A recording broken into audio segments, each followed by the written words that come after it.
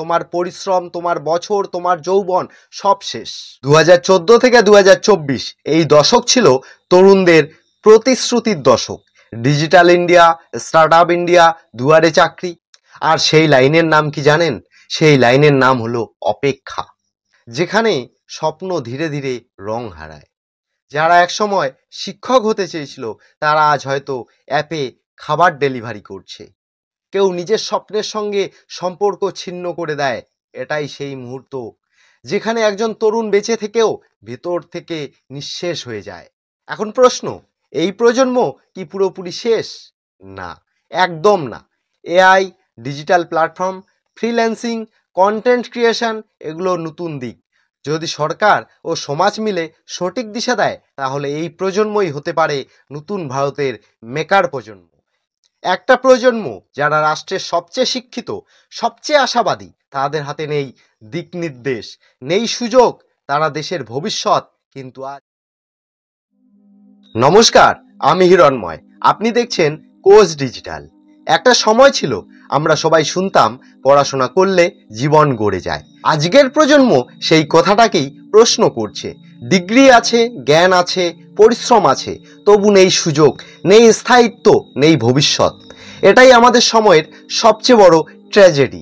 আজকের প্রতিবেদন শিক্ষিত বেকার প্রজন্মের ভবিষ্যৎ, এক হারানো দশকের গল্প। চলুন দেখি কিভাবে একটা প্রজন্ম ধীরে ধীরে হারিয়ে ফেলেছে তাদের দিশা, তাদের আত্মবিশ্বাস আর হয়তো তাদের স্বপ্ন।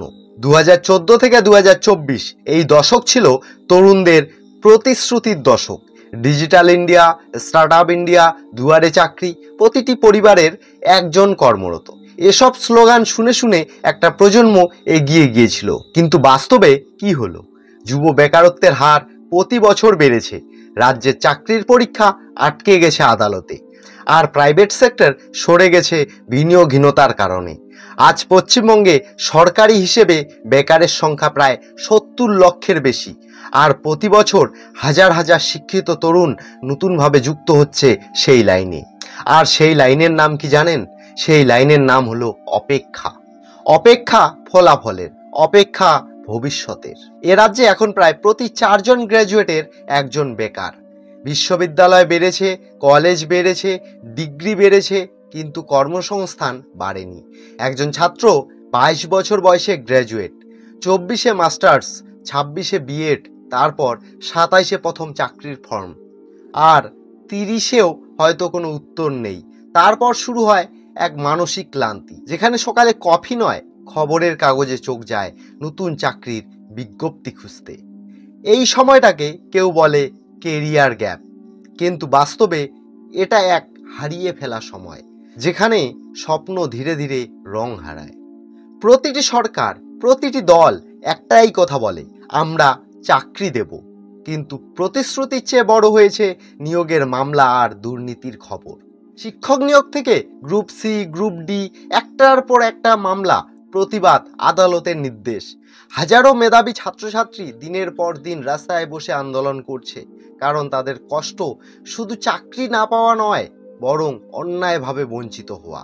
একটা প্রজন্ম যারা নিজেদের ভাগ্য পরিবর্তনের জন্য পড়েছিল, আজ তারা নিজেরাই সিস্টেমের ব্যর্থতার উদাহরণ। আর এর মধ্যেই তৈরি হয়েছে এক নতুন শব্দ, প্যানেল শেষ হয়ে গেছে। মানে তোমার পরিশ্রম, তোমার বছর, তোমার যৌবন সব শেষ। বেশিরভাগ রাজ্যে সরকারি চাকরির পাশাপাশি প্রাইভেট সেক্টর বিকল্প হিসেবে থাকে, কিন্তু পশ্চিমবঙ্গে সেই সুযোগও খুব সীমিত। শিল্প না থাকলে প্রাইভেট সেক্টর আসে না, আর প্রাইভেট সেক্টর না এলে বেকারত্ব কমে না। একটা দুষ্টচক্র তৈরি হয়েছে। কলকাতা ছাড়া উত্তরবঙ্গ, মেদিনীপুর বা মুর্শিদাবাদে কোনো বড় শিল্প নেই। যুবকরা তাই বাধ্য হয়ে অন্য রাজ্যে যাচ্ছেন, দিল্লি, গুরগাঁও, বেঙ্গালুরু, পুনে। কেউ কল সেন্টারে, কেউ ডেলিভারিতে, কেউ সিকিউরিটি গার্ড হিসেবে কাজ করছে। যারা একসময় শিক্ষক হতে চেয়েছিল তারা আজ হয়তো অ্যাপে খাবার ডেলিভারি করছে। এটাই এক বাস্তব গল্প, নীরব কিন্তু নির্মম। বেকারত্ব মানে শুধু কাজ না থাকা নয়, এটা মানে নিজেকে হারিয়ে ফেলা। এক সময়ের আত্মবিশ্বাসী ছাত্র এখন পরিবারে চুপচাপ। তার মোবাইলের পর্দা জানে সে কতবার চাকরির ওয়েবসাইট খুলেছে, কতবার রেজাল্ট ডিক্লেয়ার্ড দেখে মন খারাপ হয়েছে। অনেকে বলে এই প্রজন্ম অলস, কিন্তু তারা জানে না কিভাবে প্রতিদিন নিজের মূল্য প্রমাণ করার যুদ্ধটা চালাতে হয়, কোনো নিশ্চয়তা ছাড়াই। পরিবারের চাপ, তুলনা, অর্থের সংকট আর সমাজের কটূক্তি সব মিলে তৈরি হয় মানসিক ভাঙ্গন। অনেকে ধীরে ধীরে নিজের ভেতরে সরে যায়, কেউ কারো সঙ্গে কথা বলে না, কেউ নিজের স্বপ্নের সঙ্গে সম্পর্ক ছিন্ন করে দেয়।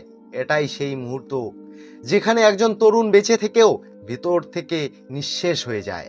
এ রাজ্যের শিক্ষা ব্যবস্থা এখনো মূলত ডিগ্রি কেন্দ্রিক, কিন্তু কর্মক্ষেত্র চায় স্কিল কেন্দ্রিকতা।